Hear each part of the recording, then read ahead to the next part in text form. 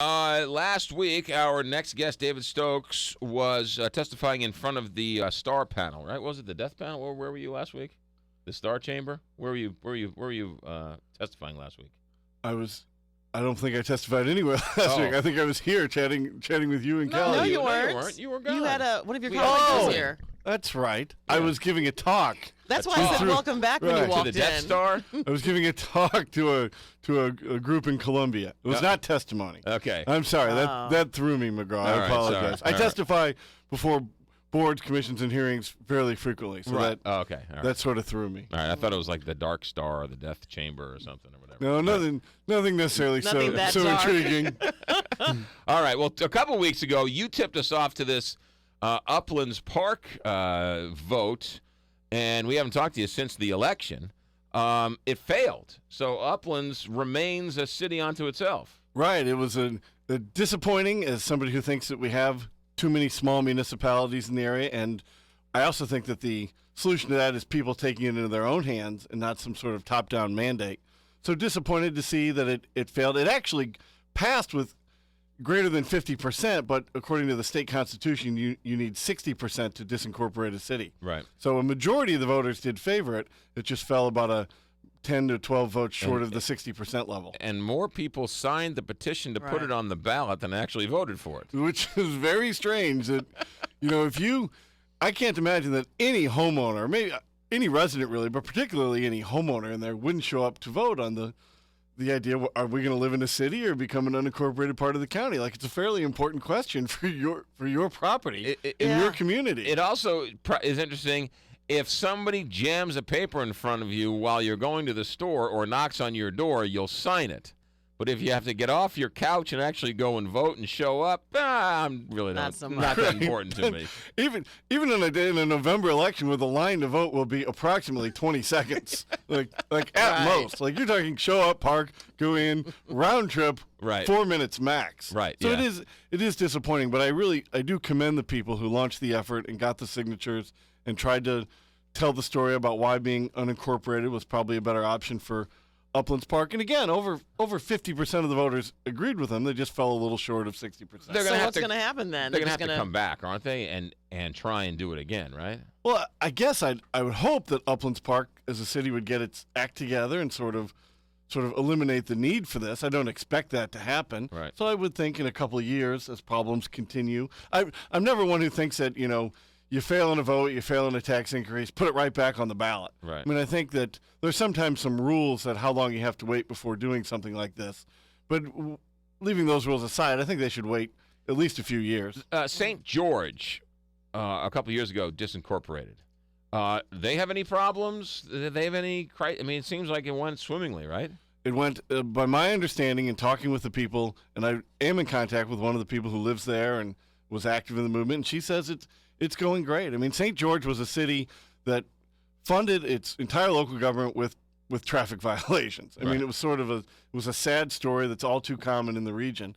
And I think it's doing just fine as an unincorporated part of St. Louis County, as would many of the tiny cities we have in our area. Yeah. All right. Also, the Pattonville tax went through. That was an enormous tax increase that the casinos are going to see right in their bottom line, which maybe means that the gamblers in the area will see in their bottom line. Good. No, I'm not a defender of the casino industry, so don't take this as such, but this was a 99-cent tax increase on commercial property, which is just enormous. Explain that. I don't know. Yeah, what does that mean? What does it mean? Well, commercial assessments are set at, the tax rate is per $100 of assessed valuation. Oh, so it went up 99 cents. Per $100 of assessed valuation. So Gotcha. For a casino, which has a assessed valuation of in the rate of about $300 million. Right. Then there's the various assessment ratios are applied, but in the end, the main casino out there is going to see a property tax increase of over $1 million. Was this business only, or was it business and residential as well? well? The residents are going to see a large tax increase too. They're promising to only increase the residential rate 35 cents per hundred. Right. And that will still be substantial. If you own a home worth about $200,000, you're going to see that increase, but it's nothing like the the $1 million increase the casinos are going to see. Yeah, this was where they said, you're giving us the ability to raise it to X, but we're not going to raise it to X. That's a lot of faith in government that I don't generally share, but that's up to the voters of Pattonville, not me. But it isn't like the argument where if you raise the minimum wage, my hamburger's going to go up. So the casinos make $1 million less. What do I care? Well, you're right on that, in that, the casino process, there's only a set number of licenses, and you just can't put them anywhere. Right. So, yeah, the casino is highly, highly, highly unlikely to close, and maybe they'll have, better, worse off deals at the craps table now to make that right, $1 or they have to charge an extra $1 for the steak or something. Right. Yeah. I don't think you'll see a gigantic – let me rephrase that. I don't think you'll see a noticeable change in how the casino operates over $1 million property. And I don't think any casino spokesman is going to say, "Hey, we're going to be forced to lower our payouts." That's not a good sign for the casino, right? I mean, they'll make it up some way. Right. They'll, But the point is, though, it's the casinos exist for the sole purpose to be taxed. Unfortunately, right. I mean, I don't like the way government is involved in the casino industry, and I've always been torn on this because I also don't really like the casino industry. Right. And I probably go to a casino about once a year, so it's not as if I have never set foot in one. Right. But it's an interesting argument. Pattonville felt like they had to do this because the casinos out there had successfully appealed their assessments right. in the past few years. So the assessed valuation of the casinos had gone down in the realm of $100 to $200 million. So they lost a lot of money out of that, and that's why you have this large tax increase. How much of this was a nudge, wink, wink to, hey, we just want to get a large property tax increase on the casino, and we'll disguise it as a property tax for everybody?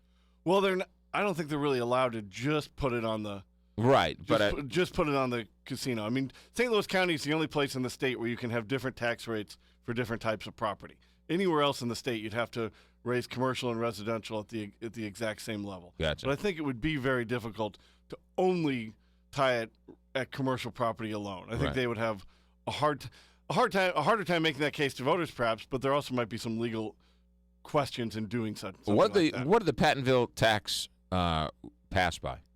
Well, I think it passed substantially. Really? I don't think it was that close. Yeah. So I think there was definitely a quiet campaign within the area to say, look, I mean, the casino's assessments have gone way down after some successful appeals. We need to make this back up. And I don't think I think in back rooms and in conversations, they were probably admitting that this was targeted at the casino. What are your thoughts about putting these ballot initiatives on these off election year cycles where 6 people and a stray dog go and vote?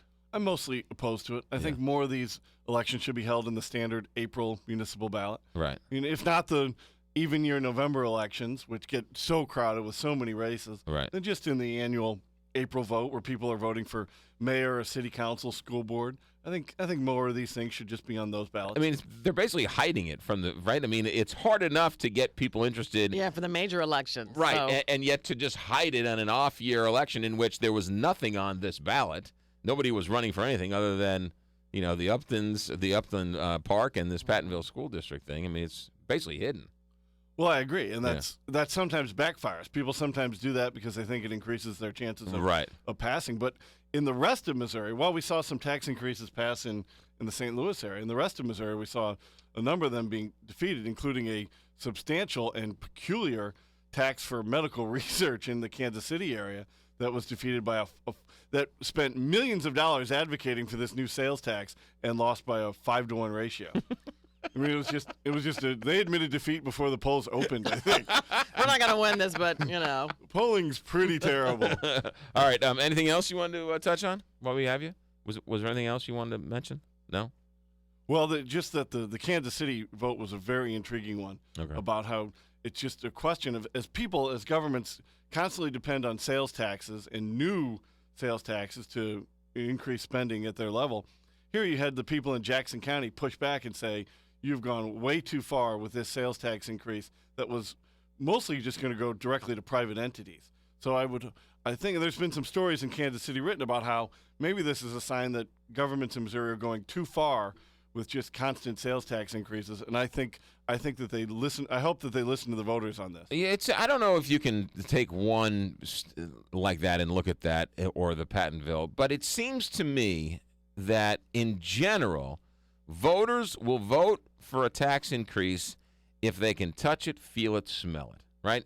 If I get a bike path, if I vote yes for this, I want to see the bike path, right? But if you tell them, oh, no, we'll be better off as a region if we pass this, they don't pass those taxes. They pass bike paths and, maybe a metro tax or a bus tax or a light rail tax or a – does it make any sense? No, and you're right. When the people who support tax increases, when they get out and have a plan – I'm not a fan of government plans, but leaving that aside, when they have some type of a plan and they go to the voters and they do an effective job of making the their arch arguments. tax goes out and does their deal. Right, the arch tax is a good example. And explain what it's for and why it's needed.